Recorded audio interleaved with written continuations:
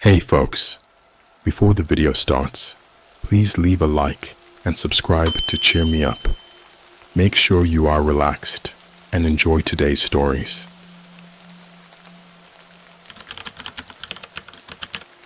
I ordered Domino's pizza of the deep web. A clown showed up delivering it. Let me start by saying I'm not usually the kind of person who does dumb shit online. I'm not into shady sites or any of that, but it was a Friday night and I was bored out of my mind. My friends were all out of town and the only company I had was my cat, Milo, who frankly couldn't care less if I lived or died as long as I filled his food bowl. So I ended up on this sketchy forum while browsing late at night. Someone was talking about ordering weird stuff off the deep web for laughs, like knockoff games, bootleg movies, and even some special fast food. At that point, I didn't think it could be real, right? But then I saw someone mention a deep web Domino service, and I thought, why not? I knew it was stupid, but curiosity got the better of me. It was just a pizza, after all. And God, I was hungry. The site looked super outdated, with a black background and bright green text. It offered pizzas with bizarre toppings, like midnight mushrooms and devil's pepperoni. I laughed it off as some crazy joke and decided to play along. I clicked on order and was prompted to enter my address. Here's where I should have backed out, but I didn't. Maybe it was the beer, or maybe it was just a moment of insanity, but I typed in my address. A small message flashed on the screen. Your order will be delivered shortly. I sat back, waiting for the joke to finish, fully expecting nothing to happen. About 30 minutes later, there was a knock on my door. I froze, staring at the entrance to my apartment, my heart pounding in my chest. It was past midnight, and I wasn't expecting anyone. I stood up, walked to the door, and peered through the peephole. What I saw made my blood run cold. A clown stood on the other side, holding a pizza box. He had bright red hair, a big red nose, and a painted smile that was far too wide. His clothes were dirty, smeared with something dark and crusty, and his eyes, they didn't have that friendly twinkle clowns are supposed to have. They looked hollow, almost dead. I hesitated, then laughed nervously to myself. This had to be some elaborate prank. Maybe one of my friends set me up, knowing I'd do something dumb if I got bored. I opened the door a crack. Hey, what's this? I asked, trying to keep my voice steady. Your pizza, the clown replied in a gruff voice that didn't match his cheery exterior. You ordered a special delivery? I couldn't think of a response, so I just stood there, my mind racing. The clown thrust the pizza box towards me, his smile never faltering. There was something in that grin that made my skin crawl. Against my better judgment, I took the box. It was cold, like it had been sitting out for hours, not fresh from the oven. Enjoy, he said, turning away slowly, almost reluctantly, before walking back down the hallway. I closed the door, locking it immediately, and leaned against it, my heart hammering in my chest. I was alone again, but something felt off, like I was being watched. I carried the pizza to my kitchen and placed it on the counter, staring at it. I wasn't sure why I felt so uneasy, but there was no way I was going to eat it. The box was plain, with no branding or logo, and the smell coming from it wasn't the cheesy, inviting aroma I'd expected. Instead, it smelled metallic, like copper. Taking a deep breath, I opened the box. The sight inside made my stomach churn. It looked like a regular pizza at first glance, but the toppings were wrong. The cheese was a weird shade of gray, and the pepperoni was a sickly green.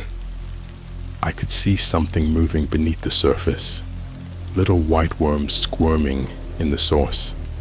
I slammed the lid shut, my hands shaking. What the hell had I gotten myself into? I thought about calling the police, but what would I tell them? That I ordered a pizza from the deep web and a creepy clown delivered it? They'd think I was insane. Instead, I grabbed my phone and called my best friend, Mark. It rang a few times before he picked up, his voice groggy. "Dude, it's like 1 a.m. What's up?" he mumbled. "Mark, listen," I said, trying to keep my voice steady. "I did something stupid. I ordered a pizza off the deep web, and a clown delivered it." There was silence on the other end before he burst out laughing. "You're shitting me, right? That's hilarious. Are you high?" "I'm serious, man. This isn't a joke." I described the pizza and the clown, and his laughter died down. "Okay, that's messed up," he admitted. "Just throw it out and forget about it." But I couldn't. Something about the whole thing felt wrong. I moved to the window and peered out into the street, half expecting to see the clown watching my apartment, but the street was empty. As the night wore on, I couldn't shake the feeling of unease. I checked my door several times to make sure it was locked, and I even barricaded it with a chair. I knew it was paranoid, but I couldn't help myself. Sleep was impossible. Every little noise made me jump, and I kept imagining that clown standing outside my door, waiting. When the sun finally rose, I felt a wave of relief. The rational part of my brain told me it was all just some weird prank. Maybe the pizza was some kind of art project or something. But deep down, I couldn't shake the feeling that something was very, very wrong. And that feeling only grew when I received a text message from an unknown number. "Did you enjoy your special delivery?" it read. I stared at the message, my skin prickling with fear. My mind raced, trying to figure out how they got my number. Was it someone from the forum? A hacker? I didn't know, but I sure as hell wasn't going to respond. I deleted the message and blocked the number, hoping that would be the end of it. But it wasn't. As the day went on, strange things started happening. I heard footsteps outside my apartment at odd hours, and once I found a red balloon tied to my doorknob. Each time my heart leaped into my throat, but when I checked, there was no one there. By evening, I was a nervous wreck. I tried calling Mark again, but his phone went straight to voicemail. I tried to convince myself that it was just a prank, that everything would blow over if I ignored it. But as night fell, the dread returned, worse than before. I barricaded myself in my bedroom, clutching a baseball bat for comfort. I kept all the lights on and the TV playing in the background, anything to keep the silence at bay. But deep down, I knew that I couldn't avoid the inevitable. Whatever I had gotten myself into, it was far from over. And that clown, I had a feeling I hadn't seen the last of him. The night was a blur of anxiety and paranoia. Every creak of my apartment felt like a prelude to something terrible. I couldn't shake the image of that clown from my mind. His dead eyes, that unnaturally wide grin. I tried to distract myself with TV and mindless scrolling on my phone, but nothing could settle the growing unease in my gut. Around 2 a.m., just as I was beginning to think that maybe I'd get through the night, I heard it again, a knock at the door. It was soft, almost polite, but it might as well have been a thunderclap. I froze, gripping the bat tighter, my heart pounding so loudly I was sure whoever was on the other side could hear it. I knew better than to open the door this time. I just sat there, every muscle tense, willing myself not to make a sound. Maybe, if I stayed quiet, they'd think I wasn't home and leave. The knocking continued, a steady rhythm that was somehow more unnerving than a frantic pounding. Then just as suddenly as it started, it stopped. I let out a breath I hadn't realized I'd been holding, but my relief was short-lived. A moment later, my phone buzzed with a new text notification. My stomach twisted as I picked it up, already knowing who it was from. The message was simple. "I know you're in there." I swallowed hard, my mouth dry as cotton. Whoever this was, they weren't going away. I typed a quick reply with trembling fingers, trying to project an air of confidence I definitely didn't feel. "Who are you? What do you want?" I sent the message and waited, every second dragging on like an eternity. The response came almost immediately. "Just checking in to see if you're enjoying our service." Service? What kind of sick joke was this? I didn't know how to respond, my mind racing with possibilities. Was this some kind of game to them?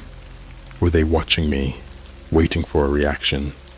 The silence stretched on, oppressive and heavy. I wanted to call the police, but what could I tell them that wouldn't make me sound insane? Still, I couldn't shake the feeling that things were escalating, that this was more than just a prank. Then the phone buzzed again. This time, it wasn't a text, but a video. I hesitated, my thumb hovering over the play button. Part of me didn't want to see whatever they'd sent, but another part, the part driven by some morbid curiosity, clicked play.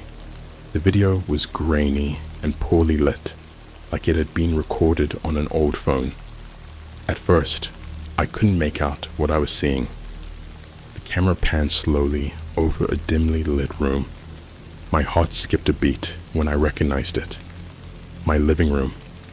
It was as if someone had been standing right there, recording the room in darkness while I sat in my bedroom, completely unaware. The camera lingered on the pizza box I'd left on the kitchen counter, the sight of it making my skin crawl all over again. But then, the video took a darker turn. The camera moved to the hallway, and I saw the back of someone's head, someone with bright red hair. It was the clown, standing just outside my bedroom door, the very door I was currently sitting behind. My breath caught in my throat as the clown turned slowly towards the camera. He lifted a gloved finger to his lips in a silent shh gesture, that sickening grin never wavering. The video cut out after that, leaving me staring at a blank screen, my mind racing. This was no prank.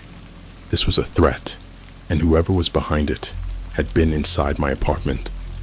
I felt a wave of nausea as I realized the clown could still be inside, hiding somewhere in the shadows. I knew I had to act, and quickly. I decided to make a break for it, grabbing my keys and the bat. I was too afraid to call out, to make any noise that might alert the intruder to my movements. I took a deep breath, steeling myself, and quietly opened the door, praying the clown wouldn't be standing right there. The hallway was empty, but that didn't ease my fear. Every shadow seemed to move, every corner a potential hiding spot. I crept down the hall towards the front door, my eyes darting around, trying to spot any sign of movement. Reaching the door, I unhooked the chair and unlocked it, every sound amplified in the silence. As I turned the knob, my phone buzzed again, the sound startling me so much that I almost dropped it. I glanced at the screen, and my heart nearly stopped. The message was another video, this time live. I hesitated, my hand shaking as I pressed play. The screen filled with the familiar image of my apartment, the camera fixed on the front door. I watched in horror as the door slowly swung open, revealing me standing there, bat in hand. The camera zoomed in on my face, and I felt my blood turn to ice. Whoever was watching was right outside, just out of sight. Panic set in, and I did the only thing I could think of. I ran. I bolted out the door, sprinting down the hallway towards the stairwell, my heart in my throat. Behind me, I heard footsteps, heavy and fast, echoing through the building as the clown gave chase. I didn't dare look back, my sole focus on getting out, getting away from whatever nightmare I had stumbled into. I burst through the stairwell door, taking the steps 2 at a time, my breath coming in ragged gasps, my vision blurred with fear, my mind consumed by a single desperate thought. Escape. I reached the lobby, practically throwing myself at the glass door, and stumbled into the night. The street was empty, eerily quiet, but I didn't stop running. I dashed down the block, my feet pounding against the pavement, adrenaline pushing me to keep moving. I didn't stop until I was several blocks away, collapsing against a wall in a narrow alley, trying to catch my breath. I listened intently for any sign of pursuit, but the only sound was the distant hum of traffic and my own ragged breathing. The reality of what had just happened hit me like a freight train. I was homeless, terrified, and in serious danger. I needed help, but I didn't know who to trust. All I knew was that I had to keep moving, keep one step ahead of the clown and whoever else was behind this sick game. With nowhere else to go, I ducked into a nearby 24-hour diner, hoping to find some semblance of safety. As I slid into a booth, the bright lights and chatter of patrons felt jarring after the nightmare I just escaped. But I knew it was temporary, that the clown wouldn't stop until he found me again. I ordered a cup of coffee, my hands shaking so badly that I nearly spilled it. As I sat there, trying to figure out my next move, my phone buzzed again. I didn't want to look, but I knew I had no choice. The message was simple. See you soon. I knew then that the clown wasn't finished with me, not by a long shot, and I had no idea how to escape this waking nightmare. Sitting in that diner, the world outside felt like it was closing in. The coffee in front of me was now cold, but I couldn't bring myself to drink it. My thoughts raced as I tried to figure out what to do next. I knew I had to be smart about this. The clown, whoever he was, seemed to be one step ahead of me. I pulled out my phone, avoiding the recent texts and videos, and started searching for information on deep web horror stories. As expected, most of it was just urban legends and creepypastas, but some parts were real enough to send a chill down my spine. Stories of people disappearing, of bizarre encounters that were never resolved. It felt like I'd stepped right into one of them, a dark world I hadn't believed could exist until now. My mind drifted back to the forum where I found the Domino's link. Maybe someone there knew more, but how could I ask without exposing myself to more danger? I decided to check in anonymously, creating a new account and posting a vague message. Weird pizza experience. Anyone else? I hoped for some insight, or at least a clue about what I'd gotten myself into. Minutes ticked by, each second feeling like an eternity. Finally, a notification popped up. Someone had replied to my post. The message was short and cryptic. If they found you, there's no escape. Get out of sight. Great, I thought. The last thing I needed was more doom and gloom, but their words stuck with me. I couldn't just sit in a public place and hope things would get better. I needed a plan, somewhere safe to go. Then it hit me. My uncle's cabin. It was a couple of hours out of town, tucked away in the woods. He'd let me use it once before when I needed to clear my head. It had no internet, no cell signal. A perfect hideout. It was risky, but it was the best option I had. I left some cash on the table for the untouched coffee and slipped out of the diner, glancing around to make sure no one was watching. The streets were empty, the night still and quiet. I kept to the shadows as much as possible, making my way to the bus station. At the station, the fluorescent lights buzzed overhead, and the few people around paid no attention to me. I bought a ticket to the nearest town to the cabin, then found a corner where I could keep an eye on everything. My phone buzzed again as I waited. A new message lighting up the screen. "Don't run," it read. "You'll just make it worse." My pulse quickened, the fear almost suffocating. How did they know? Were they watching me right now? I fought the urge to look around, to search for the eyes I could feel burning into me from somewhere unseen. Instead, I pocketed my phone, telling myself it was just an intimidation tactic. They couldn't possibly know where I was going.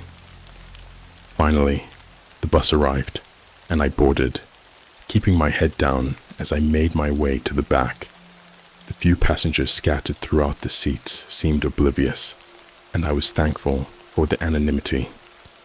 As the bus pulled away from the station, I felt a small measure of relief, though I knew it was far from over. I tried to stay alert, but exhaustion caught up with me as the bus rumbled through the night. I drifted in and out of a restless sleep, haunted by images of that clown's face and the sensation of being hunted. When I awoke, the sun was just beginning to rise, casting the world in a soft, golden light. The bus rolled to a stop in the small town, and I got off, my bag slung over my shoulder. It was a sleepy place, barely stirring at this hour. I started walking, my feet crunching on the gravel as I made my way toward the cabin.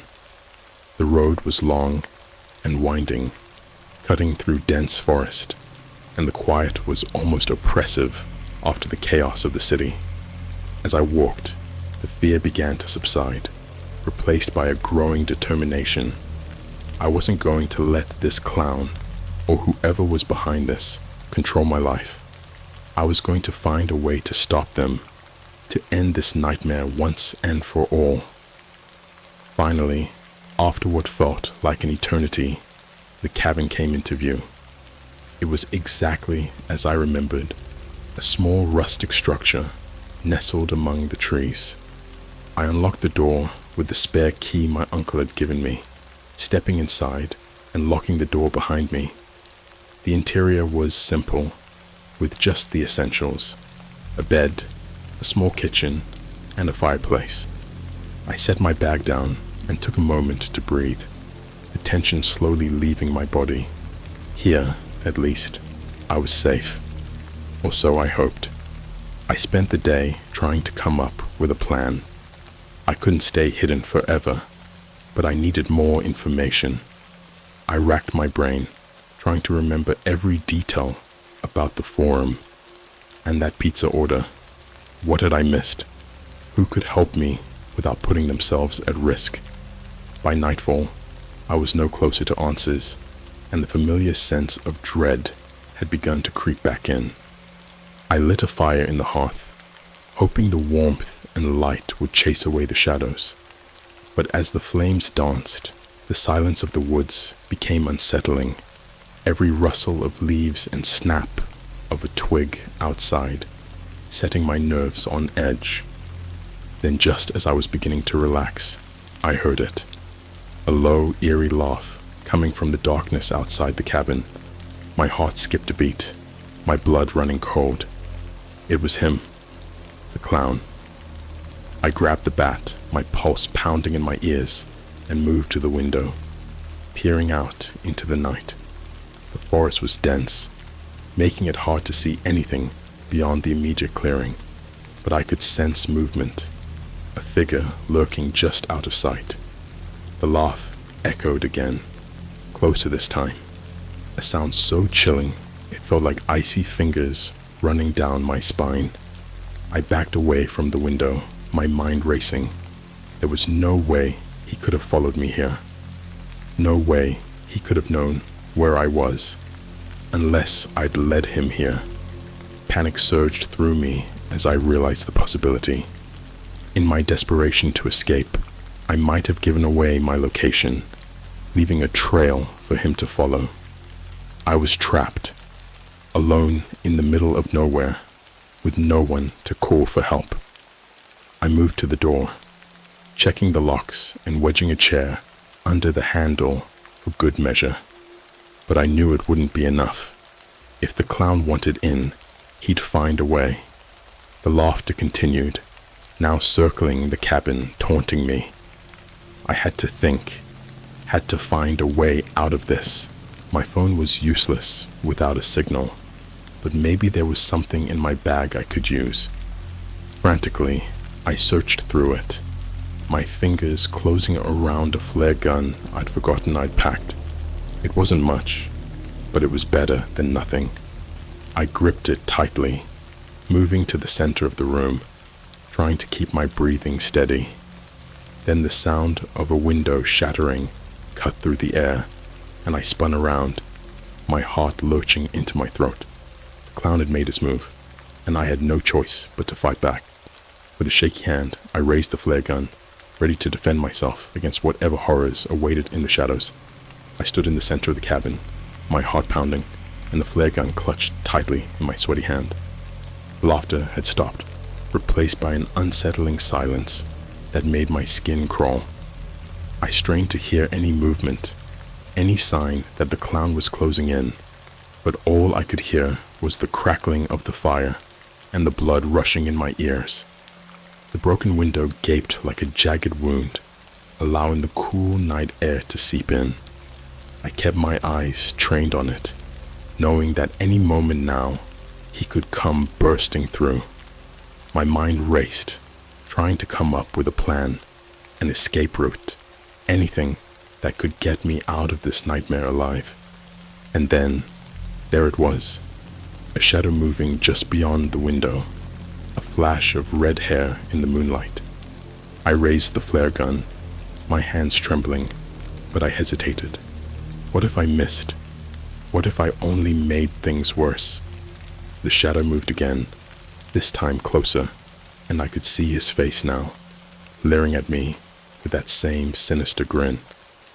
The sight of it filled me with a mix of terror and rage. This was the man who had turned my life upside down, who had chased me to the ends of the earth just to torment me. Something inside me snapped.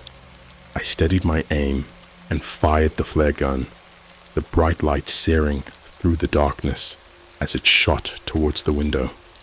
The flare exploded against the frame, sparks flying and illuminating the night for a brief, blinding moment. I heard a yell, a mix of surprise and anger, as the clown was momentarily engulfed in light. I didn't wait to see if it had hit its mark. Instead, I turned and bolted for the back door, fumbling with the lock and throwing it open. I needed to get out, to get as far away from the cabin as possible. I ran into the woods, the underbrush snagging at my clothes and scratching my skin. My lungs burned and my legs ached, but I pushed on, driven by sheer terror. Behind me, I could hear him crashing through the trees, relentless in his pursuit. The forest was a maze, the trees closing in around me as I stumbled through the darkness. Every step was a struggle, but I couldn't stop, couldn't slow down. I had to keep moving, keep running. In the distance, I spotted a glimmer of light, an old hunting shack I'd seen once before on a previous visit. It was my only hope. I changed direction, sprinting towards it with everything I had left. The door was unlocked, and I threw it open, collapsing inside and slamming it shut behind me. I searched frantically for something to barricade it with, my hands closing around a heavy wooden beam that I wedged against the door. My chest heaved as I tried to catch my breath, every muscle in my body screaming in protest. The shack was small, barely more than a single room with a cot and a rickety table, but it was shelter, and right now, that was all that mattered. Outside, the sounds of pursuit had stopped. I strained to hear anything, but there was only silence. It was almost worse than the noise, the anticipation of what might happen next, gnawing at me. Minutes ticked by, each one dragging on like an eternity. I tried to calm my racing thoughts, to figure out my next move, but all I could do was sit there, clutching the now empty flare gun and hoping it wouldn't come to needing a weapon. The silence was shattered by the sound of footsteps on the roof. My heart leapt into my throat as I realized he hadn't given up, hadn't lost my trail. He was trying to get in from above, to drop down and catch me by surprise. I scrambled to my feet, looking for something, anything I could use to defend myself. My eyes landed on a rusted old axe leaning against the wall, and I grabbed it, the weight reassuring in my hands. It wasn't much, but it was better than nothing. The footsteps moved to the edge of the roof, directly above me, and I knew I had only seconds before he made his move. I backed away from the door, raising the axe and preparing myself for the fight of my life. With a crash, the roof gave way, and the clown dropped into the room, landing with a thud that shook the floor. He rose to his full height, towering over me, his grin more menacing than ever in the dim light. For a moment, we just stared at each other, the air thick with tension. Then, with a yell that was equal parts fear and defiance, I swung the axe, aiming for his chest. He moved faster than I expected, dodging to the side and lunging at me with a surprising agility. We grappled, the axe slipping from my grasp as he slammed me against the wall, his hands closing around my throat. I gasped for air, struggling against his grip, my vision starting to blur as darkness edged in. Desperation gave me strength. I reached up, clawing at his mask, trying to find something to latch onto. My fingers caught the edge of the clown mask, pulling it away to reveal a face underneath that was all too human and yet somehow more terrifying. His eyes were wild, filled with a madness that chilled me to my core. He wasn't just some prankster or hired thug. There was something deeply wrong with him, something that went beyond any rational explanation. The shock of seeing his real face gave me the burst of adrenaline I needed. I kneed him hard in the gut, and his grip slackened just enough for me to break free. I staggered back, gasping for air, and my hand found the axe once more. He recovered quickly, lunging at me again, but this time I was ready.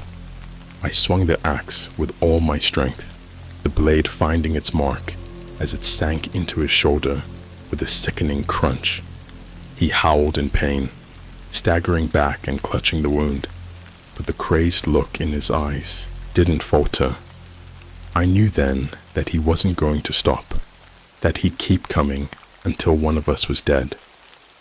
I pulled the axe free, ready to strike again, but before I could move, he lunged forward. Knocking me to the ground, we struggled, the axe falling from my grip as he pinned me beneath him, his hands closing around my throat once more. As I struggled to breathe, I felt a surge of panic, my vision blurring as darkness crept in. But I refused to give up, refused to let this be the end. With a final, desperate effort, I reached up and gouged at his eyes, feeling his grip loosen as he cried out in agony. I shoved him off me, scrambling to my feet and grabbing the axe once more. He was still on the ground, writhing in pain, and I knew this was my chance. I couldn't let him get back up. I swung the axe again, my mind numb to the horror of what I was doing, driven by a primal need to survive. The blade hit home, and he went still. The madness in his eyes finally snuffed out. I stood there for a moment, panting and shaking, the reality of what I had done slowly sinking in.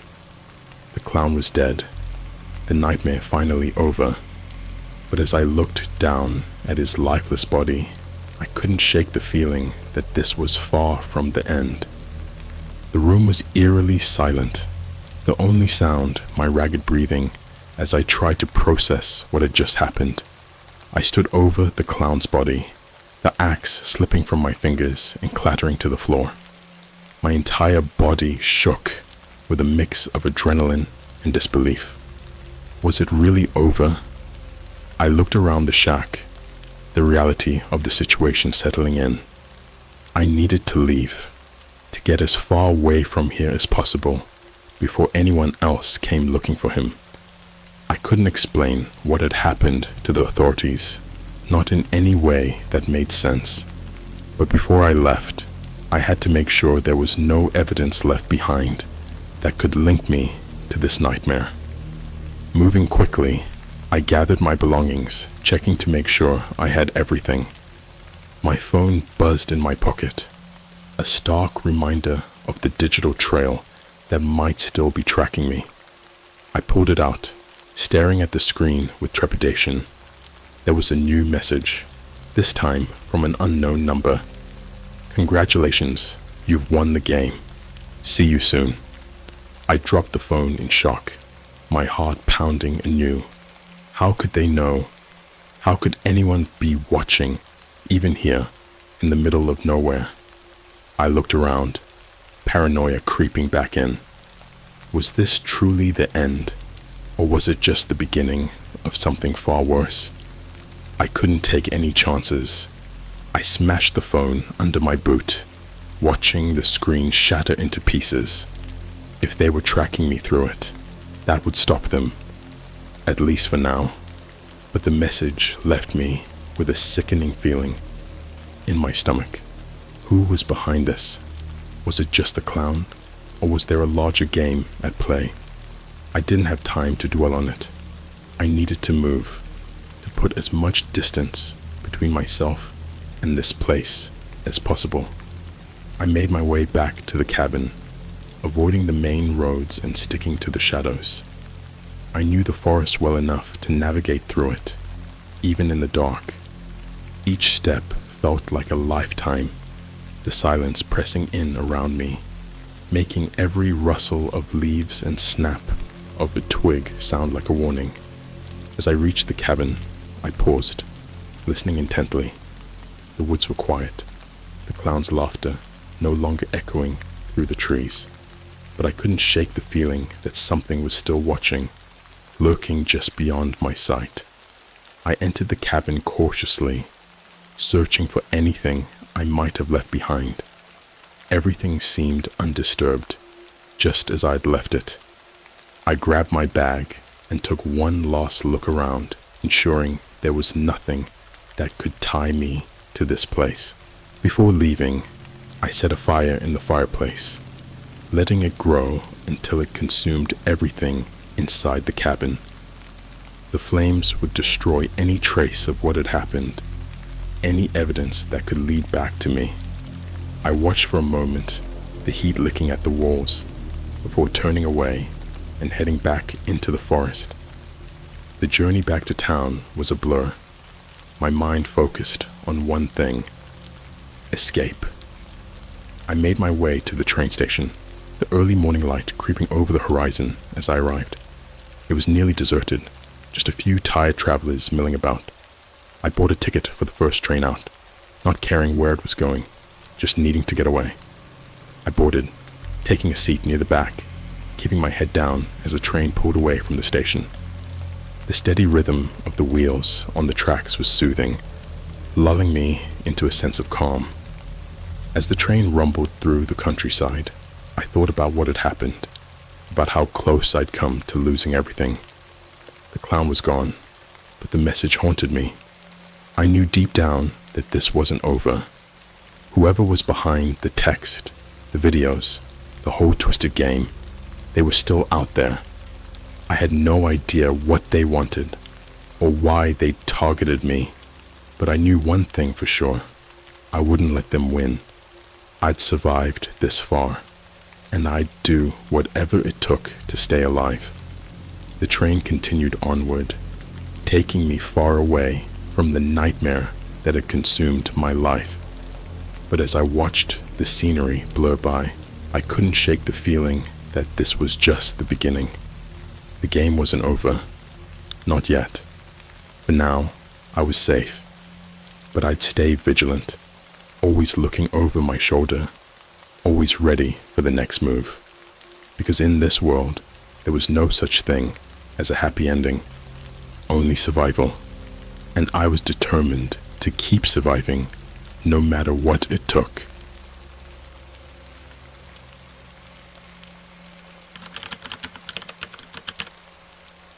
I called my dead grandparents with a radio I ordered of the deep web. They told me a gruesome secret. I've always been fascinated by the paranormal. You know, the kind of fascination that keeps you up late at night, scrolling through forums and watching videos of ghost hunters with night vision cameras. It's more than just a hobby. It's an obsession. And when you spend enough time down those rabbit holes, you come across some really weird stuff. That's how I stumbled upon a thread about a spirit radio being sold on the deep web. Before I go any further, let me just say I know how sketchy the deep web is. I wasn't born yesterday, but the thing about obsessions is they cloud your judgment. All I could think about was the possibility of hearing from my grandparents, who passed away when I was a kid. My grandmother always had this way of making me feel safe, and after she passed, life got a lot darker. So there I was, in my dimly lit room at 3 a.m., the only light coming from my laptop screen as I clicked on the link. The site was bare bones, just a black background with a grainy image of an old school radio and a buy now button. It was supposedly modified to pick up frequencies from the afterlife. Ridiculous, right? But still, my hand moved the mouse, and before I knew it, I had spent $300 on what was probably a piece of junk. The seller promised delivery within the week. A week later, the package arrived, wrapped in brown paper with no return address. My heart raced as I tore it open. Inside was a vintage radio, one of those heavy, clunky models from the 1950s. It had been tampered with, wires sticking out of the back like tentacles. It reeked of old electronics and dust. That night, I set it up in my room, making sure all the wires were connected according to the instructions. I sat down in front of it, feeling stupid for getting my hopes up. I turned it on.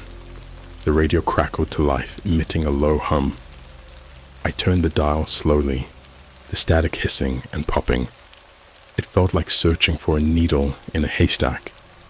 Suddenly, a cold breeze swept through the room, even though my window was closed. I hesitated, but then a voice crackled through the speaker. It was faint, but it was there. Hello? I nearly jumped out of my skin. It sounded like my grandmother's voice, a little distorted, but unmistakably her. My throat tightened as I leaned closer, my heart pounding. "Grandma?" I whispered. "Yes, it's me," the voice replied, clearer now. "I've missed you, dear." Tears welled up in my eyes. I was actually speaking to her. It was like a dream come true. We talked for hours. I told her about everything that had happened since she had passed, and she listened. Her voice was warm and comforting, just like I remembered. But then, as the night wore on, her tone shifted. It became darker, more urgent.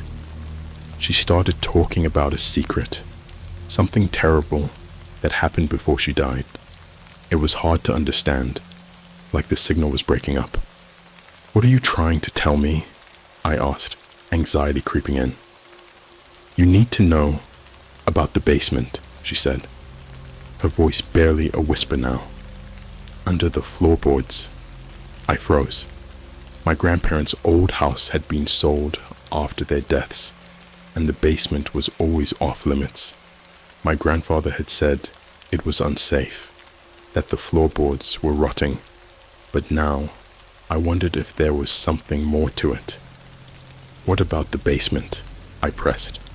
She paused, and when she spoke again, her voice was filled with fear. "He did terrible things, your grandfather. Buried them there, under the floor." A chill ran down my spine. "Buried what?" "The bodies," she said, and the line went dead. I sat there in stunned silence, the static from the radio filling the room. My mind raced with possibilities. Was it true?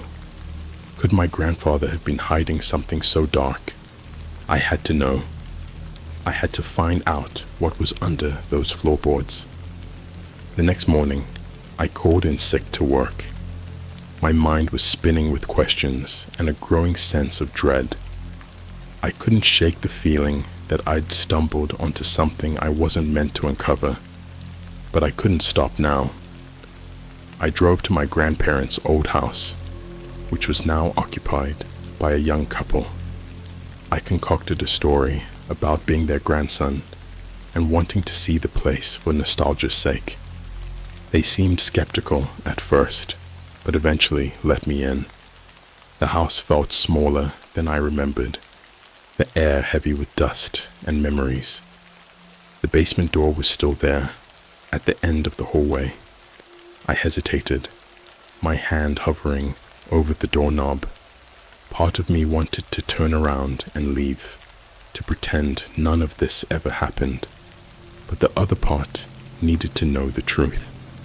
I opened the door and descended the creaky wooden stairs, the air growing colder with each step. The basement was dimly lit, filled with cobwebs and the smell of mildew. I moved cautiously, my flashlight beam cutting through the darkness. I found the spot easily enough. It was just as I remembered, a small section of the floor where the wood looked newer, as if it had been replaced at some point. My heart pounded in my chest as I crouched down and pried at the boards with a crowbar I'd brought along. They came up with surprising ease, revealing a shallow hole beneath. The stench hit me first, a nauseating mix of decay and earth. I gagged, covering my mouth with my sleeve, but what I saw next will haunt me forever. Bones, small and fragile, buried in the dirt. My mind struggled to process the scene before me. These were human remains, children, from the looks of it. I stumbled back, my mind reeling. It couldn't be true. My grandfather couldn't have done this, but the evidence was right there, staring me in the face. The radio, the voices, they had led me to this gruesome discovery. Suddenly, the basement door slammed shut, plunging me into darkness. Panic surged through me as I scrambled to my feet, dropping the flashlight in my haste. It rolled away, casting wild shadows across the walls. I raced up the stairs, pounding on the door, but it wouldn't budge. I was trapped, with no way out and no one to hear my screams. In that moment, the realization hit me. This was no ordinary radio. It was a curse, a doorway to the past that should have stayed closed. The voices had warned me, and now I was paying the price.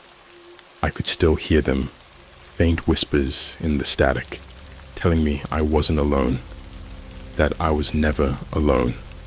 I don't know how long I was down there, but eventually the couple returned home and heard my frantic cries for help.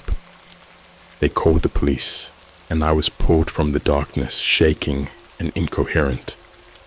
The authorities launched an investigation, and the remains were confirmed as human. But the questions lingered, unanswered and unspoken. My grandfather's dark secret had been unearthed, but at what cost? Even now, I can still hear the static at night, a reminder of the horrors I uncovered. The radio sits in my closet, silent and untouched, but I can't bring myself to destroy it.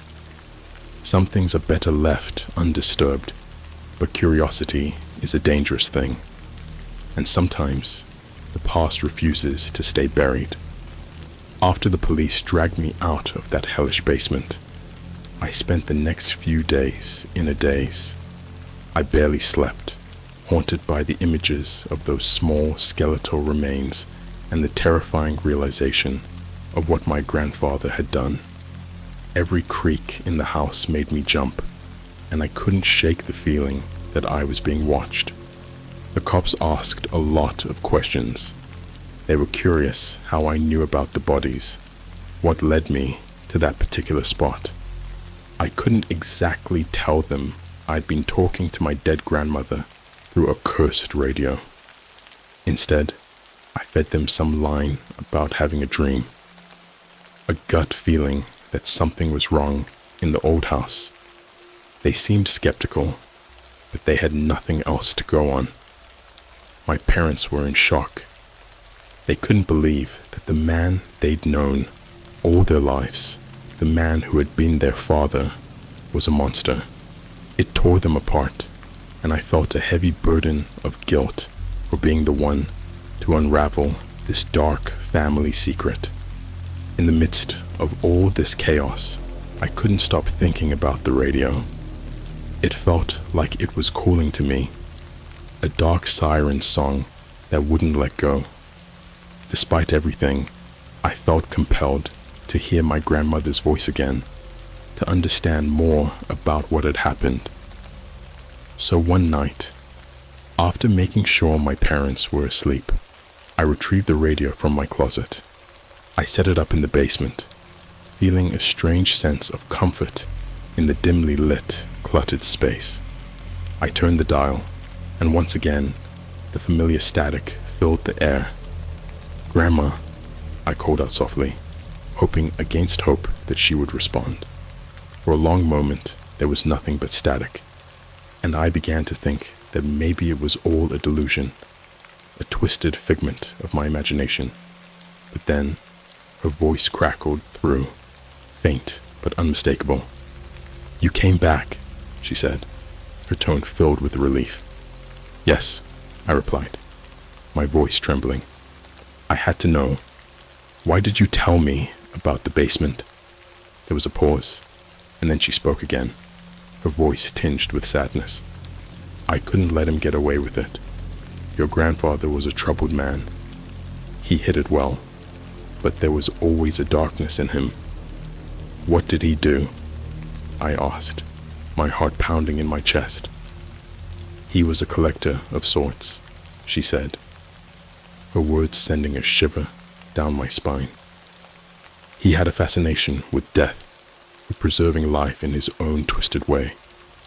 The children, they were his trophies." I felt sick to my stomach, the bile rising in my throat. I wanted to throw the radio against the wall, to silence her voice forever, but I couldn't move. I was frozen in place, trapped by her words. "Why didn't you stop him?" I whispered, tears streaming down my face. "I tried," she replied, her voice cracking with emotion. "But I was afraid. He threatened me, said he would make me one of his trophies if I ever spoke a word. I thought I could protect you, keep you safe from his darkness." The room seemed to close in around me, the shadows growing longer and more oppressive. My mind raced with thoughts of what my grandfather had done, the lives he had destroyed, and the legacy of horror he had left behind. "Is there anything else?" I asked, dreading the answer. "Yes," she said, her voice barely a whisper. "There's more. He kept journals, hidden away in a place only I knew about. You need to find them." "Where are they?" I asked, desperate to learn more. "In the attic, behind the false wall," she said. "But be careful. The past has a way of reaching out, of holding on to those who disturb it." With that, her voice faded, leaving only the crackle of static behind. I turned off the radio and sat in the silence, my mind a whirlwind of emotions. I knew what I had to do, but the thought of uncovering more of my grandfather's secrets filled me with dread. The next day, while my parents were at work, I climbed up into the attic, armed with a flashlight and a hammer. The space was cramped and dusty, filled with boxes of old clothes and forgotten memories. I found the false wall easily enough, just as my grandmother had described. I pried it open with the hammer, feeling a small dark space beyond. Inside were several notebooks, their covers worn and stained with age. My hands shook as I reached for them, feeling the weight of history pressing down on me. I spent hours reading through the journals, my stomach churning with every page I turned. My grandfather had documented everything: the kidnappings, the killings, his sick fascination with preserving the innocence of children. He wrote about how he lured them in, the lies he told, the fear in their eyes as he took their lives. As I read, I felt a strange detachment, as if I were watching a horror movie unfold from a distance. But this was no movie. This was my family, my bloodline.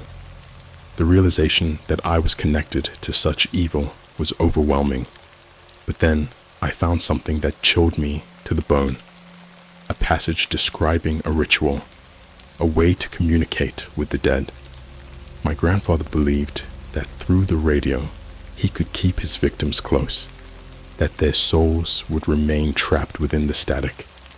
The radio was more than just a tool. It was a prison for the lost and the damned. Suddenly, it all made sense. The voices, the warnings. My grandmother had found a way to break through, to reach out and guide me to the truth. But now I understood that I was playing with forces far beyond my comprehension. As I closed the last journal, I realized that my grandfather's secrets had to be destroyed. The radio, the journals, everything. I couldn't let this darkness continue to haunt our family, to curse the lives of those it touched. But as I gathered the journals and the radio, ready to end this nightmare once and for all, I heard a voice, a soft, childlike whisper that sent chills down my spine. "Please," it said, "don't leave us." I froze, the hairs on the back of my neck standing on end. The room seemed to grow colder, the shadows deeper. I knew then that I was no longer alone. The spirits of my grandfather's victims were here, reaching out from beyond the veil, begging for release. They had been trapped for so long, held captive by his twisted desires. Tears filled my eyes as I realized what I had to do. I couldn't just destroy the radio and the journals. I had to find a way to free them, to give them the peace they deserved. But how do you free souls trapped by such darkness? How do you undo the sins of the past? As I stood there, clutching the journals and the radio, I knew that my journey was far from over. The truth was only the beginning, and I had a long way to go before I could lay my family's demons to rest. The attic felt oppressive, like the air itself was pressing down on me. I could almost feel the weight of all those lost souls trapped in the static of that cursed radio, hanging in the air around me. My mind was racing, trying to make sense of everything I'd uncovered. I knew I had to do something, but I had no idea where to start. I spent the next few days researching, digging through forums, books, and anything I could find about spirits and rituals. The more I read, the more I realized how little I understood about the world I'd stumbled into. My grandfather's journals hinted at a ritual he had performed to bind the souls to the radio, but they were frustratingly vague on the specifics of how to undo it. The voices from the radio became more frequent. I could hear them even when the radio was off, whispers at the edge of my consciousness. They weren't just my grandmother anymore. There were others, children, all begging for help, their cries growing more desperate with each passing day. It was overwhelming, and I began to fear I was losing my grip on reality. One night, as I lay in bed, I felt a presence in the room. My eyes snapped open, and there, at the foot of my bed, stood a young boy. He was pale and translucent, like a projection of a memory. His eyes were wide with fear, and his mouth moved as if trying to speak, but no sound came out. "Who are you?" I whispered, my heart pounding in my chest. He pointed to the radio sitting on my desk, his eyes filled with a pleading urgency. I understood then that he was one of my grandfather's victims, reaching out for help. It broke my heart to see him, so young and lost, caught between worlds. "I'll help you," I promised, though I had no idea how. But I knew I had to try, for him and all the others. I decided to return to the basement. The darkness had taken on a new meaning, no longer just a physical absence of light, but a space where the past and present blurred together. I set up the radio on an old workbench, the journal spread out beside it. If I was going to free these spirits, I needed to understand the ritual that had bound them in the first place. The journal entries became increasingly frantic as my grandfather's obsession with his victims grew. He described the ritual as a way to preserve innocence, but it was clear he had twisted it into something far more sinister. He had used objects connected to each child, locks of hair, small personal items, to bind their souls to the radio, trapping them in an endless loop of suffering. I was filled with a mixture of anger and determination. I had to find a way to reverse what he had done, to break the cycle and release the spirits. But I couldn't do it alone. I needed help. Someone who understood this world better than I did. Reluctantly, I reached out to a local paranormal investigator I'd found online. Her name was Lila, and she had a reputation for being able to communicate with the dead. I was hesitant to trust her, but I was running out of options. We met in a coffee shop, a nondescript place where the barista gave us curious glances as I explained the situation. Lila listened intently, her eyes narrowing as I recounted the events leading up to our meeting. She had an air of calm authority about her, a confidence that put me at ease despite the madness of my story. "You're dealing with something powerful," she said, sipping her coffee. "Your grandfather wasn't just dabbling in the occult, he was fully immersed in it. If you're serious about freeing those spirits, we'll need to conduct a reversal ritual. It's dangerous, and it might not work, but it's their best chance." Her words were sobering, but I knew I couldn't back down now. The spirits had been trapped for too long, and I had a responsibility to set things right. That night, we returned to the basement, the air heavy with anticipation. Lila brought a satchel filled with candles, herbs, and crystals, tools for the ritual. We arranged them in a circle around the radio, the journals lying open on the floor beside us. The atmosphere was tense, charged with energy as Lila began the ritual. She chanted softly, her voice weaving through the air like a spell. I held the radio, my hands shaking with nerves and fear. The static buzzed ominously, growing louder with each passing moment. "Focus on the spirits," Lila instructed, her voice steady. "Visualize them. Call to them. They need to know they're not alone." I closed my eyes and concentrated, reaching out with my mind to the lost souls trapped in the radio. I pictured their faces, their voices, all the pain and fear they had endured. I willed them to hear me, to trust that I was there to help. The radio crackled and the voices erupted in a cacophony of sound, overlapping in a chaotic symphony of desperation. I fought to stay focused, pushing through the noise to reach the spirits. "Release them," Lila commanded, her voice rising above the din. Let them go. Suddenly, the radio emitted a high-pitched whine, the static reaching a fever pitch. I felt a surge of energy like a shockwave ripple through the room.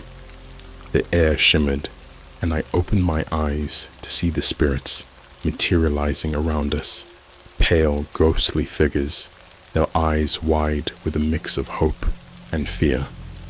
The little boy from my bedroom stood at the forefront, his gaze locked on mine. I nodded, urging him to go, to find peace at last.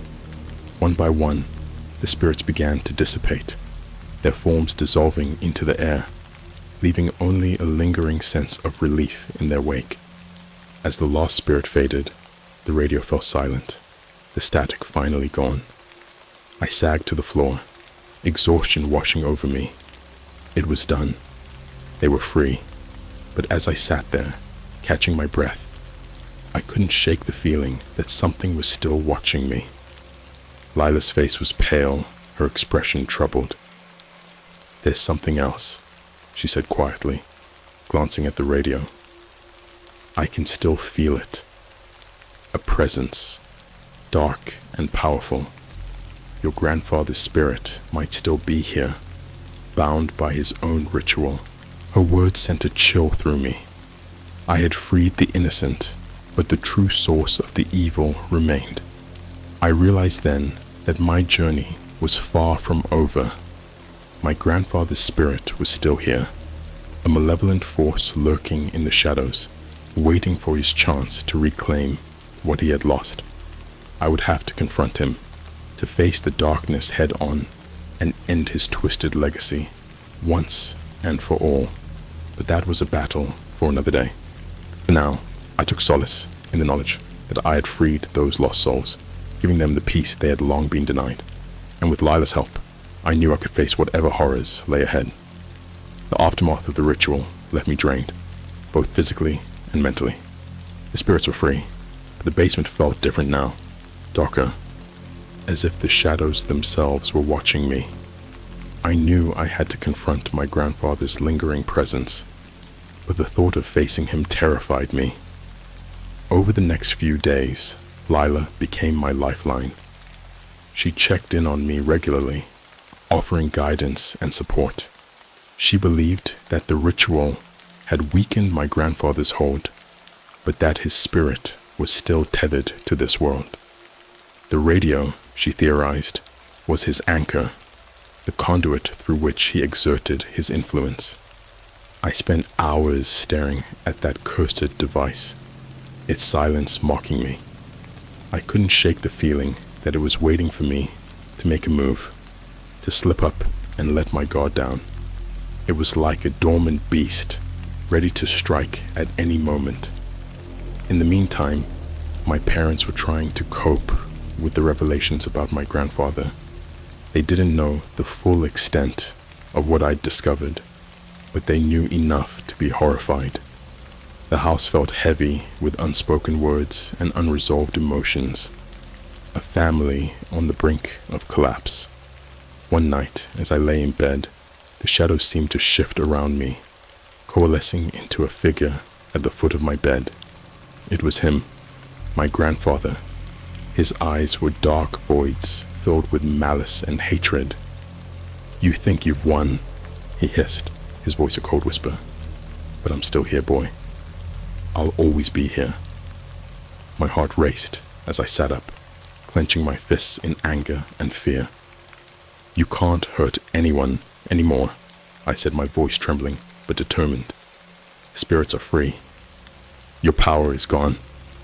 He laughed, a sound like shattering glass. "You're naive. The radio is just a tool. I don't need it to reach you. I am a part of you, part of your blood." His words sent a shiver down my spine. I realized then that his presence was more than just a ghostly haunting. It was embedded in my very being, a dark legacy passed down through the generations. I knew I had to act, to find a way to sever this connection, once and for all. I reached out to Lila, desperate for her guidance. We met at her place, a small, cluttered apartment filled with books on the occult and various mystical artifacts. "I need to get rid of him," I said, my voice filled with determination. "For good. What do I do?" Lila looked at me with a mix of sympathy and resolve. "We need to perform a banishment ritual," she explained. "It's risky, and it will require all your strength. You must confront him head-on and reject his influence." Her words filled me with a mix of hope and dread. I knew this was my only chance to rid myself of my grandfather's dark presence, but the thought of facing him directly was terrifying. We spent the next few days preparing for the ritual. Lila instructed me on the necessary steps and gathered the materials we would need: candles, salt, sage, and a dagger with a silver blade inscribed with runes of protection.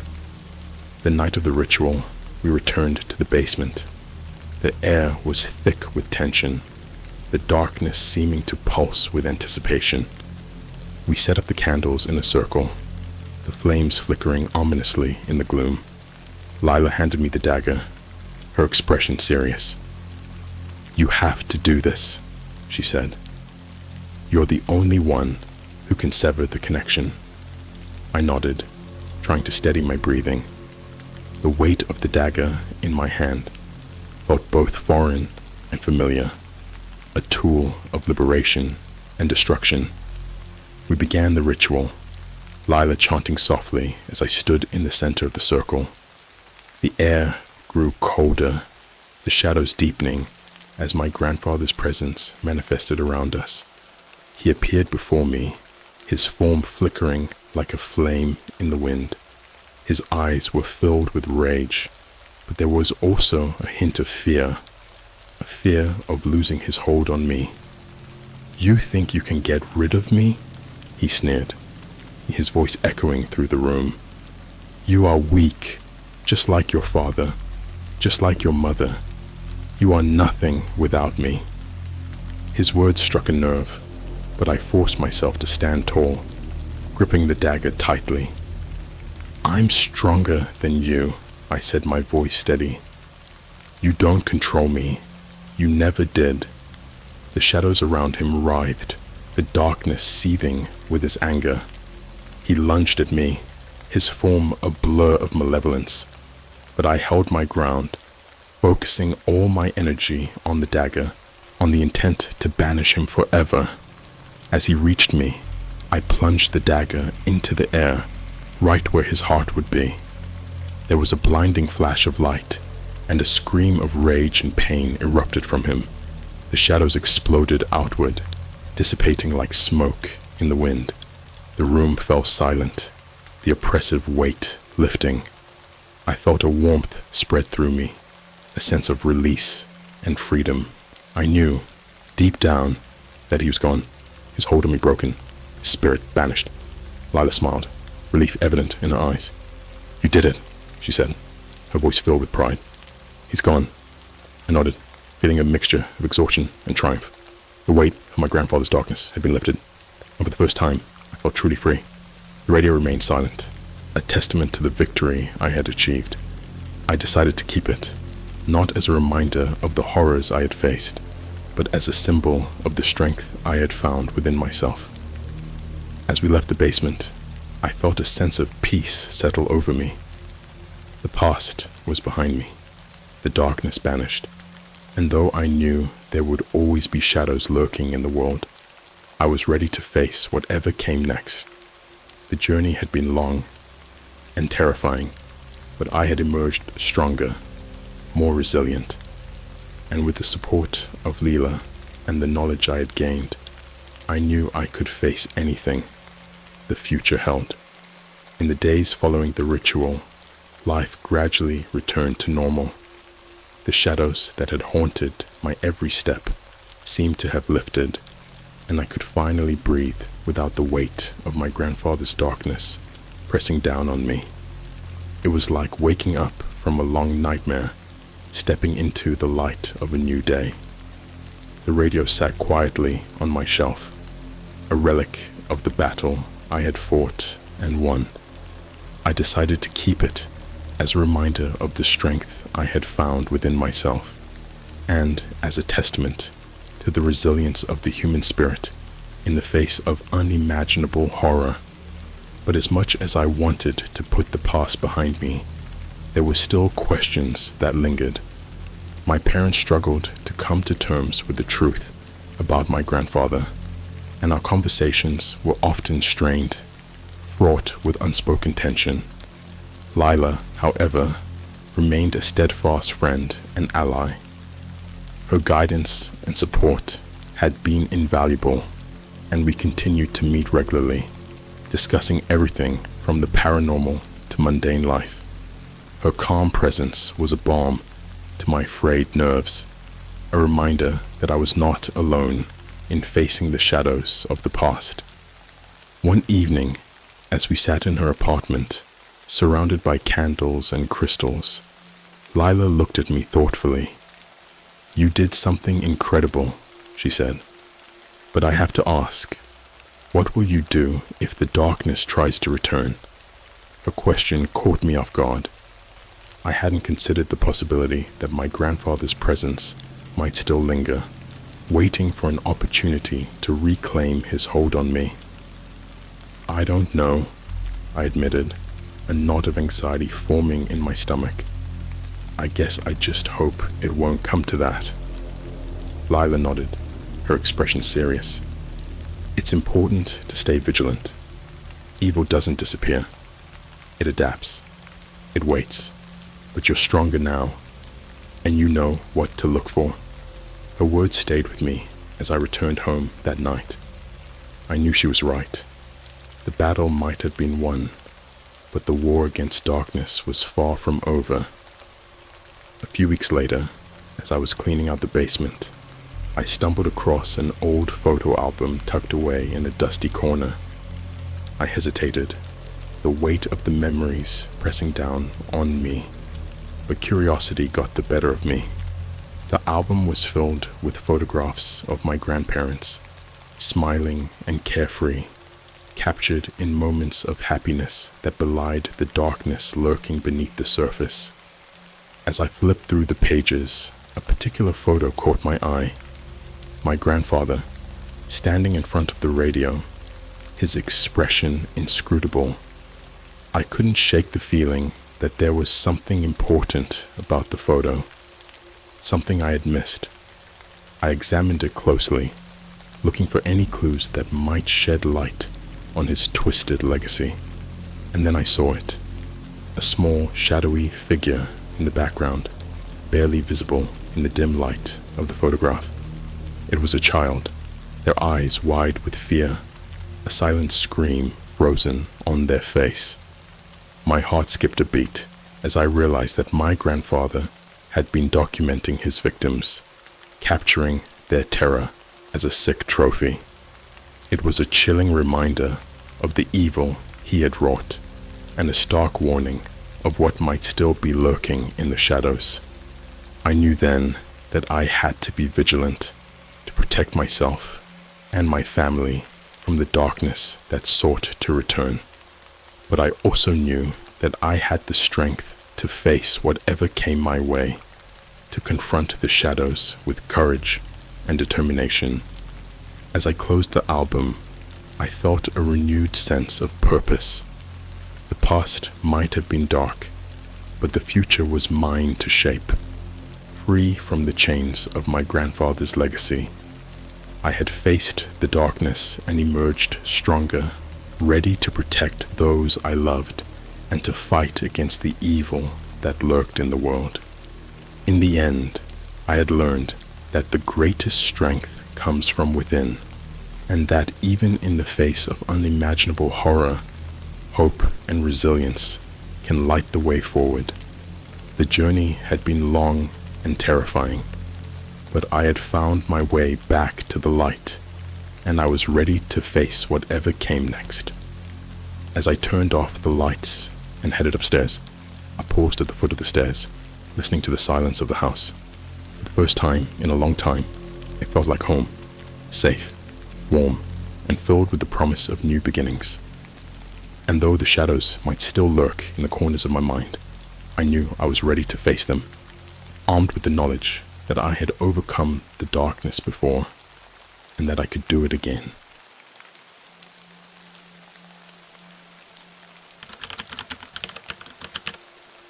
I ordered an alien dog of 3 deep web. The dog was delivered at the Eiffel Tower, and I had to make a ritual getting into real alien connection before owning the dog. Hey everyone. So, I've got a crazy story for you. Buckle up, because this isn't your average I ordered something weird online tale. This story involves the deep web, a trip to Paris, and a whole bunch of things I never thought I'd experience in my life. A few months back, I found myself getting bored of the usual internet stuff. I mean, once you've seen all the weird YouTube videos and read through countless conspiracy theories, what's left? So one late night, fueled by a mix of curiosity and sheer stupidity, I decided to dive into the deep web. Now, before you judge me, let me just say, I knew what I was getting into. Sort of. I had heard all the horror stories about the deep web being a haven for illegal activities, but the thrill of the unknown was too tempting. Plus, I had some nerdy friends who assured me there was cool stuff there too. Like, I don't know, secret alien forums or something. So there I was, navigating through forums and sketchy websites with weird URLs that looked like someone slammed their head on a keyboard. That's when I stumbled across a site called Otherworldly Pets. It was like eBay, but for creatures you wouldn't find in your typical pet store. The listings ranged from chupacabra kittens to baby krakens, but one item caught my eye: alien canine companion. The description was bizarre. It claimed this dog was genetically engineered from extraterrestrial DNA and could enhance your mental and physical abilities. I figured it was some elaborate joke, or maybe an ARG, alternate reality game. But there was a part of me, the part that's always been fascinated by the idea of aliens, that was intrigued. The price was steep. I'm talking several $1,000s in Bitcoin. But it came with a warning. The buyer must be prepared for the consecration ritual to establish a connection with the being's original world. I didn't know what that meant, but I assumed it was part of the gimmick. Besides, I had some cryptocurrency saved up from when I dabbled in trading. So, after a couple of beers and convincing myself this would be the ultimate story to tell my friends, I clicked buy. The confirmation email I received was strange. It was an address in Paris. Yes, the Paris, France, and a specific time to meet, midnight, under the Eiffel Tower. Attached was a list of items I had to bring for the so-called ritual, including some candles, a small animal bone, dibayu, and a mirror. It also emphasized being alone. At this point, I was questioning my sanity. Was I really going to fly halfway across the world for this? But I had already spent the money, and curiosity had its claws in me. Fast forward a week, and I'm landing in Charles de Gaulle Airport. I'd told my friends I was going on a spontaneous trip to Europe, conveniently leaving out of the part about the alien dog. I spent the day pretending to be a tourist, visiting cafes, and trying not to think about what was going to happen that night. As the sun set, I gathered my supplies and headed to the Eiffel Tower. The city was beautiful at night, with the lights reflecting off the Seine River, but my heart was pounding in my chest. I found a quiet spot under the tower, away from the prying eyes of late-night tourists, and settled in, feeling like a complete idiot with my bag of creepy items. Then things got weird. It was around midnight when a man approached me. He looked normal enough. Average height, dark hair, trench coat, but there was something unsettling about his eyes. They were too light, almost as if they glowed. He didn't say a word, just handed me a small metal box and gestured for me to start the ritual. I was hesitant, my mind racing with questions. Who was this guy? Was I in danger? But the thought of backing out now seemed even more terrifying. So, I arranged the candles in a circle, placed the bone and mirror in the center, and lit the candles.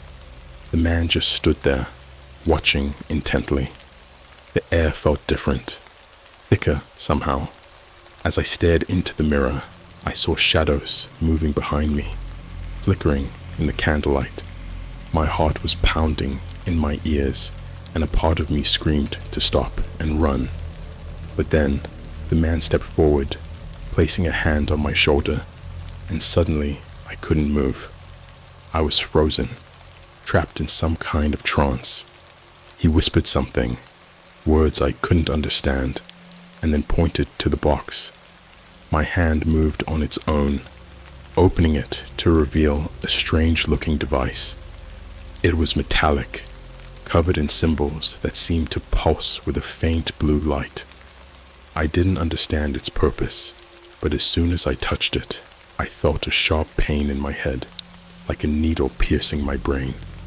Images flooded my mind, alien landscapes, creatures that defied explanation, and an overwhelming sense of being watched. It was like my consciousness was being pulled somewhere far, far away, and I couldn't fight it. Just as quickly as it began, it was over. I snapped back to reality, gasping for air, my heart racing. The man was gone, leaving me alone with the extinguished candles and the box, which now felt unnaturally cold in my hands. My phone buzzed, snapping me out of my daze. It was a message from an unknown number. "Congratulations, your connection is established. The companion will arrive shortly." That's when I heard it, a low growl coming from the shadows. So there I was, heart pounding, clutching this weird metal box and listening to something growling in the dark. It was a deep, guttural sound that made the hair on the back of my neck stand up. My brain was still trying to process everything that had just happened. The ritual, the creepy guy with glowing eyes, the bizarre visions, but all I could focus on was that noise coming from the shadows. I fumbled for my phone and switched on the flashlight. The beam cut through the darkness, revealing nothing but the trees swaying gently in the wind and the scattered remains of my ritual supplies. But the growling didn't stop. It was coming from somewhere nearby, circling me. Every instinct screamed at me to run, but my legs wouldn't cooperate. It felt like I was stuck in some horror movie cliché, waiting for the monster to jump out. The only thing that broke the silence was the rustling of leaves and the distant hum of traffic from the city that suddenly seemed too far away. Just when I thought I was going to lose my mind, a shape emerged from the shadows. At first, I couldn't believe my eyes. It was a dog, sort of. Its skin was smooth and almost iridescent, reflecting the light in strange patterns. Its eyes were unnaturally large, glowing with an eerie blue hue, much like the device in the box. It was smaller than I'd expected, but there was something unsettlingly intelligent about its gaze. The creature moved toward me with a kind of cautious curiosity, its growl fading into a soft whimper. Despite everything, I felt a bizarre sense of calm washing over me, as if some unseen force was telling me I was safe. My fear didn't vanish completely, but it was dulled, pushed aside by a strange urge to reach out to this alien being. I knelt down, trying to appear as non-threatening as possible. "Hey, buddy," I murmured, my voice shaky. "I guess you're the companion I ordered, huh?" The dog tilted its head, studying me with those glowing eyes, and then did something that surprised the hell out of me. It wagged its tail. There was something almost endearing about it, like a normal dog, only not.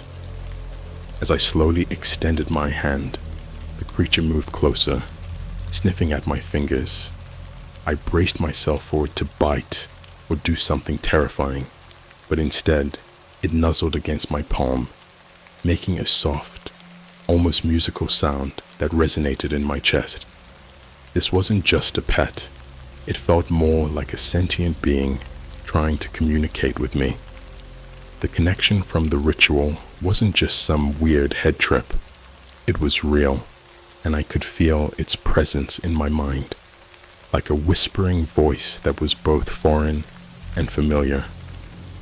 I don't know how long we sat there, but eventually, the night chill seeped through my jacket, reminding me that I was still under the Eiffel Tower, alone with this creature.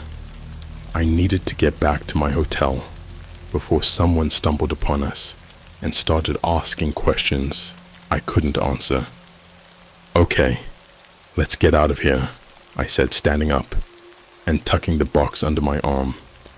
The alien dog followed me, staying close to my side as we made our way through the darkened park. Back in my hotel room, I tried to process everything. I had just performed some kind of alien ritual in the middle of Paris, and now I had an extraterrestrial pet. It sounded insane even as I thought about it, like some crazy fever dream. But the alien dog was real, lying curled up on the floor, its breathing slow and rhythmic. I decided to call it Lumo because of its luminescent eyes. Lumo seemed to like the name, responding with a happy bark and a wag of its tail whenever I said it. That night, I couldn't sleep. My mind was racing with questions. Who was that man at the Eiffel Tower?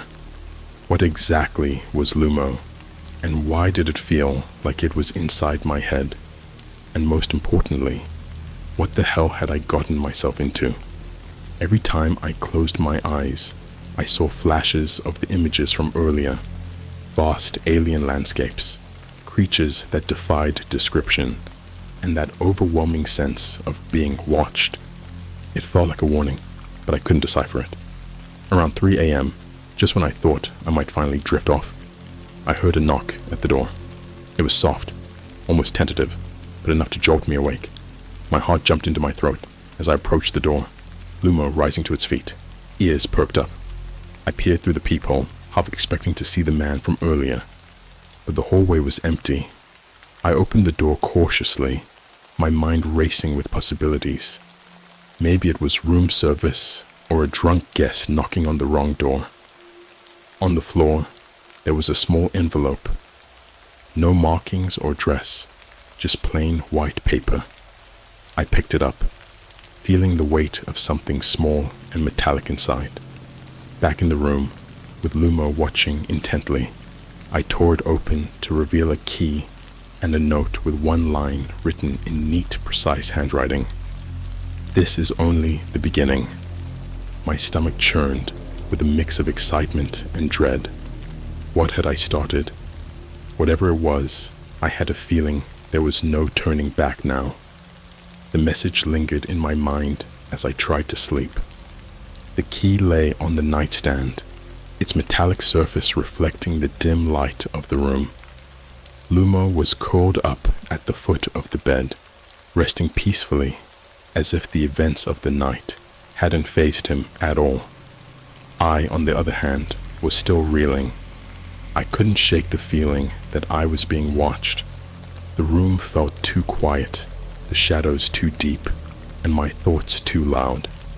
Every time I closed my eyes, I saw those alien landscapes again, haunting and vivid. Sleep felt impossible, and I was left with a sense of unease that settled deep in my bones.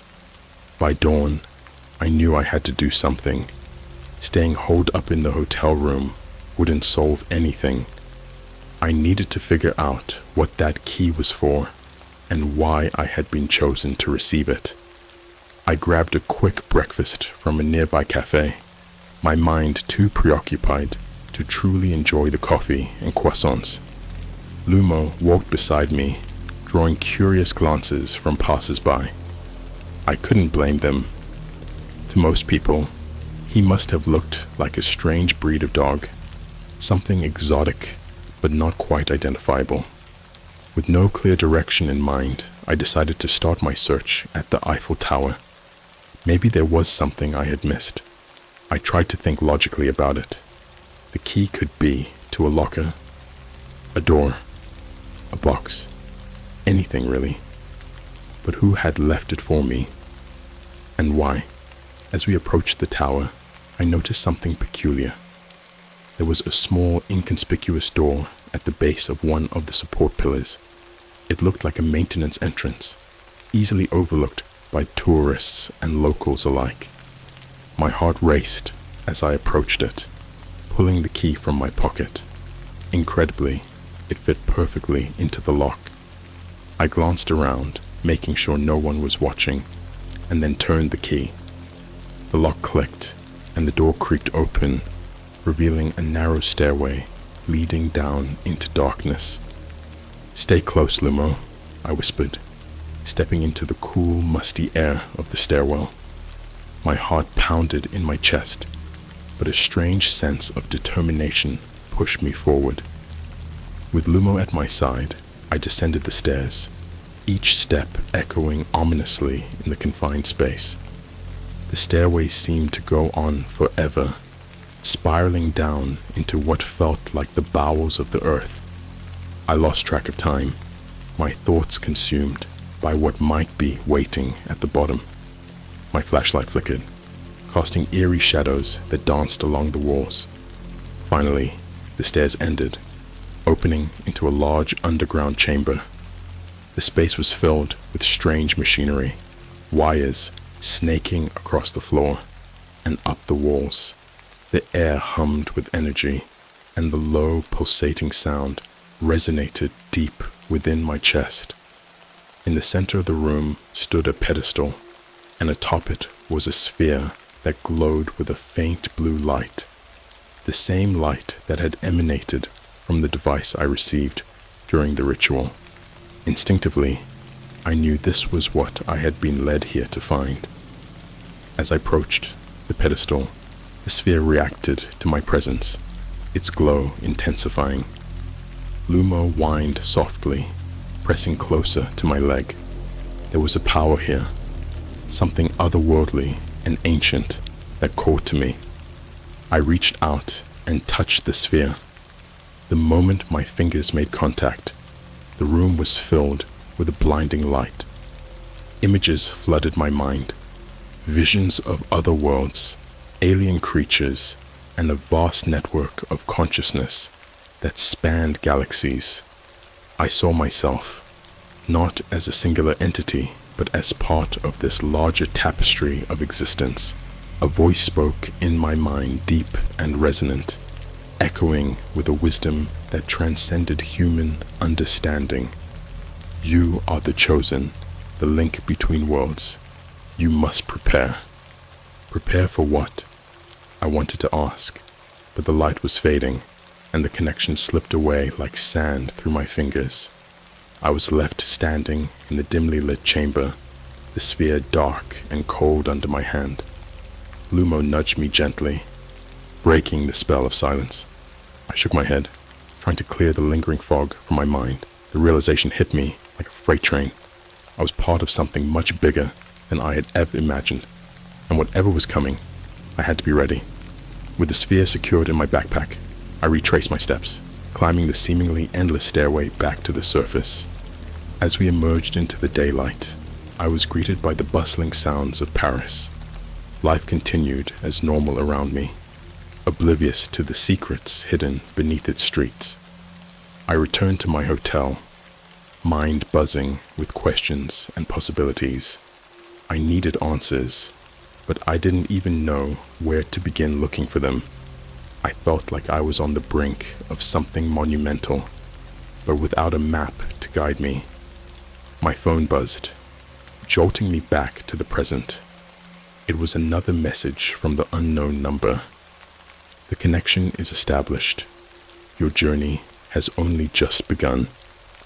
There it was again, the promise of something more, something beyond the ordinary. I couldn't shake the feeling that I had been chosen for a reason, but what that reason was remained frustratingly elusive. As I sat on the bed, staring at the message, I realized I was in deeper than I had ever anticipated. The world I knew was gone, replaced by mysteries and dangers that lurked in the shadows.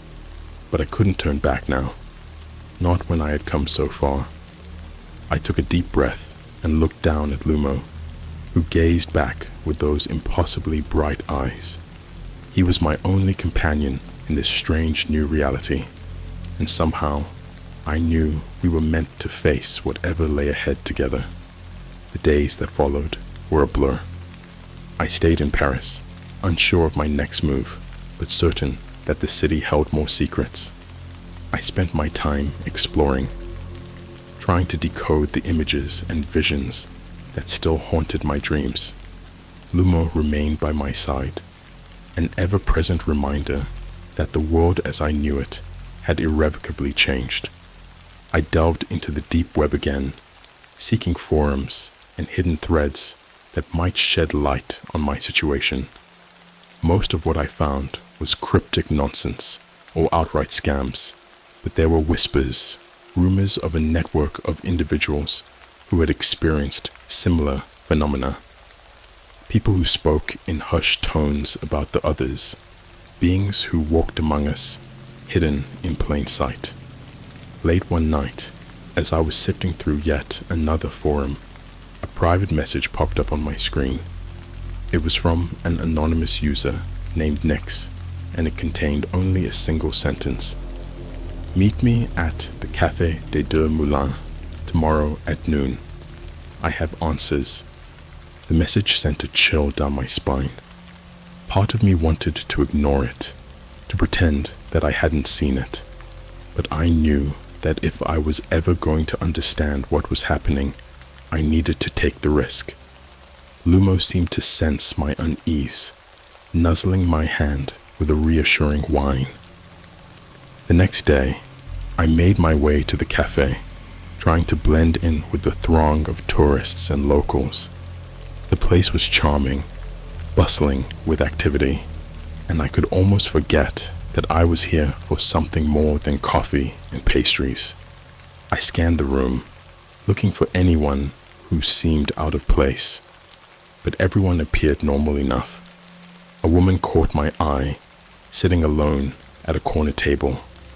She was dressed simply, with dark hair pulled back in a loose bun and sharp, intelligent eyes that seemed to miss nothing. She nodded subtly when she saw me and gestured for me to join her. You must be Nix, I said as I sat down, trying to keep my voice steady. She smiled, a hint of amusement playing at the corners of her mouth. And you must be the one with the companion, she replied, her gaze flicking to Lumo, who was lying at my feet. You're not the first to make contact, you know. Her words confirmed what I had begun to suspect, that I was part of something much larger than I had ever imagined. I leaned in, eager to learn more. What can you tell me about all this? I asked, keeping my voice low. Nix glanced around the room, ensuring no one was listening, then spoke in a hushed tone. You've connected with the network. It's a consciousness that spans galaxies, connecting beings across vast distances. Your companion is your link to that consciousness. I nodded, absorbing her words. They made sense, aligning with the visions and the sense of interconnectedness I had experienced during the ritual. But why me? I asked. Why was I chosen? Nick smiled again, but this time it was tinged with sadness. The network chooses those who are open to it, who have the potential to bridge worlds. There are others like you, scattered across the globe, each with a role to play. Her words hung in the air, and a weight settled on my shoulders. I had become part of something monumental, but the responsibility that came with it was daunting. Nick seemed to sense my hesitation. "I know this is overwhelming," she said gently, "but you're not alone. There are others who can help you. We call ourselves the custodians." Custodians. The word sounded official, almost comforting. It was a relief to know that there were others who understood what I was going through. Before I could ask more questions, Nix reached into her bag and pulled out a small, intricately carved box. She placed it on the table between us. "This will help you," she said. "It's a key to understanding the network and your place in it." I picked up the box, feeling its weight and examining the delicate patterns etched into the wood. "What's inside?" I asked. "Open it when you're ready," she replied cryptically, her expression unreadable. Before I could press her for more information, she stood up, smoothing out her skirt. "Be careful," she warned, her tone serious. "There are forces at work that would use the network for their own purposes. You need to stay vigilant." With that, she turned and walked away, disappearing into the crowd. I watched her go, feeling a mix of gratitude and anxiety. I had more answers now, but also more questions. Back in my hotel room, I set the box on the table and stared at it. Lumo sat beside me, his eyes glowing softly in the dim light. It was time to open the box, to uncover whatever secrets it held. With a deep breath, I lifted the lid. Inside was a device similar to the one I'd received at the Eiffel Tower, but this one was more complex, its surface covered in even more symbols and patterns. I felt a strange pull towards it, a sense of familiarity that was both comforting and unsettling. As I touched the device, my mind exploded with visions. This time, they were clearer, more coherent. I saw glimpses of people, other custodians, spread across the globe, each with their own companions. I felt their presence, their thoughts mingling with mine, creating a tapestry of consciousness that was both exhilarating and terrifying.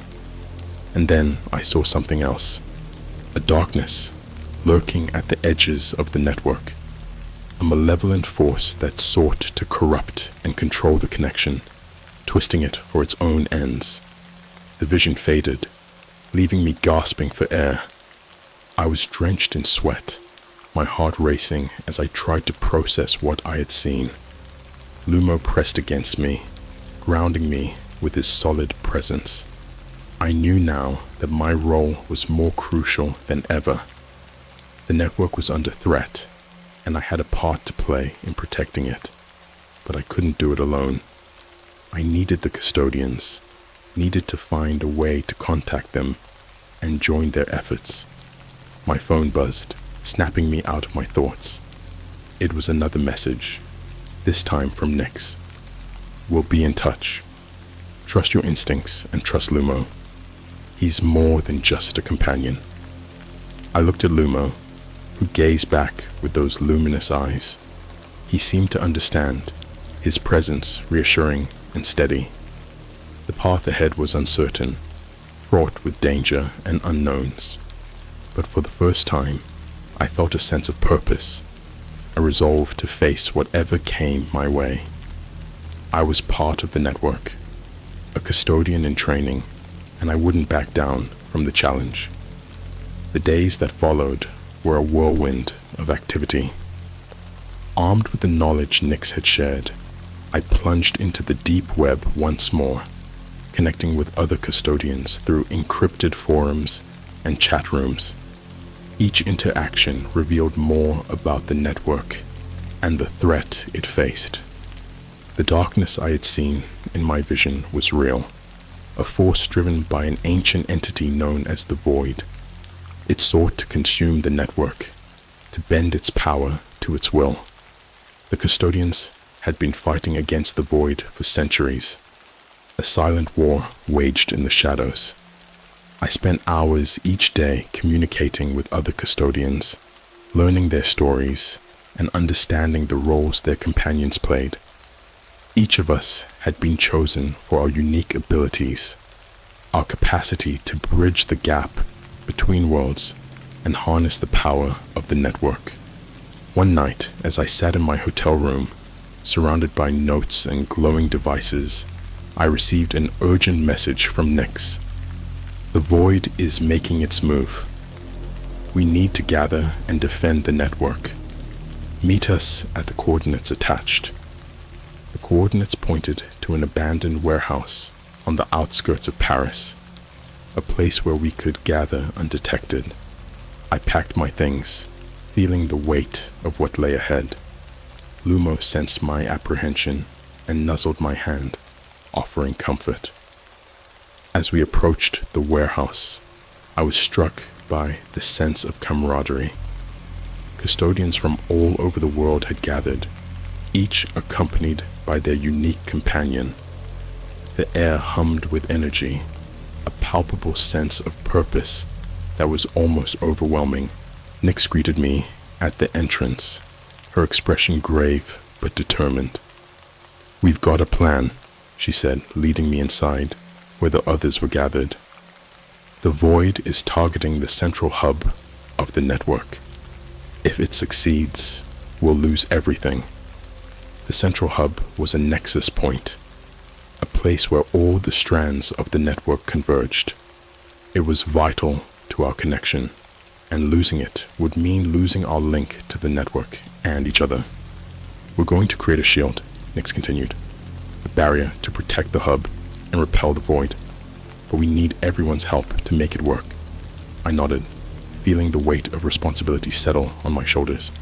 It was time to fight for the network, to stand with the custodians and protect the fragile connection that bound us all together.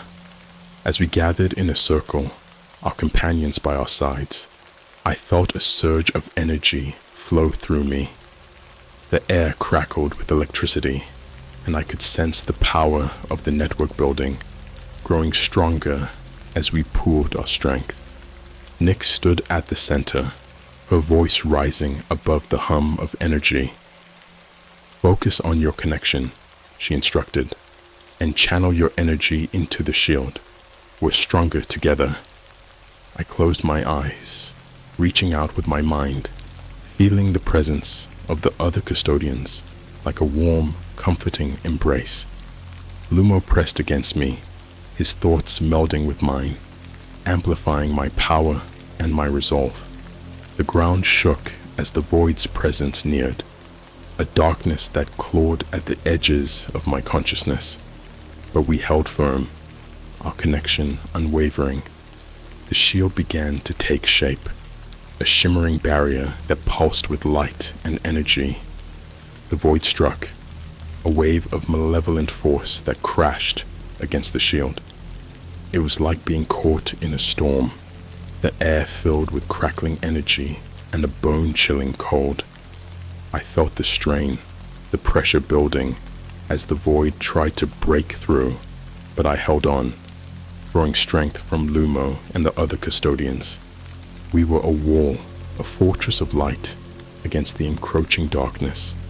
The battle raged on, a fierce struggle between the light of the network and the consuming hunger of the void.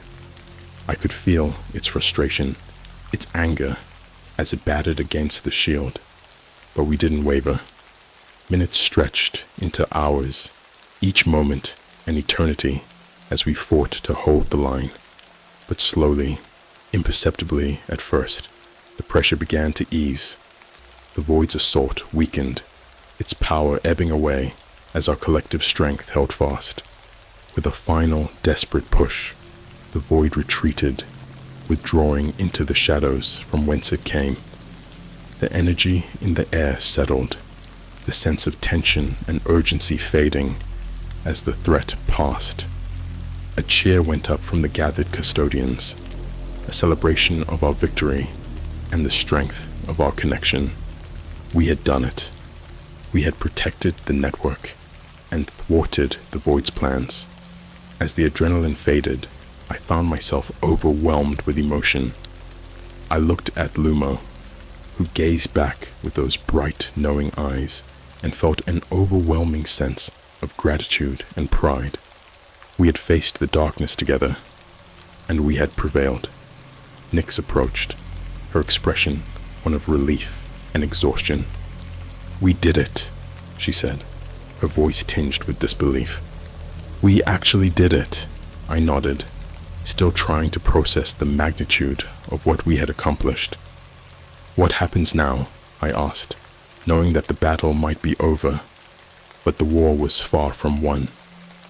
"We continue," Nyx replied, her gaze steady and determined. "The void will return, but we'll be ready. We're stronger now, and we have each other." The custodians began to disperse, returning to their corners of the world, but the bond we shared remained unbroken. We were united by our connection to the network and our shared purpose in protecting it. As I made my way back to the hotel, Luma trotting happily by my side, I felt a profound sense of peace. I was part of something extraordinary, a guardian of the network and a protector of the connection that spanned worlds. The future was uncertain, but I knew that whatever lay ahead, I would face it with courage and determination. The network was our legacy, and I was proud to be a custodian, standing watch over the fragile bridge between our world and the infinite cosmos. And so our story continues, a never-ending journey to protect the network and preserve the connection that binds us all together.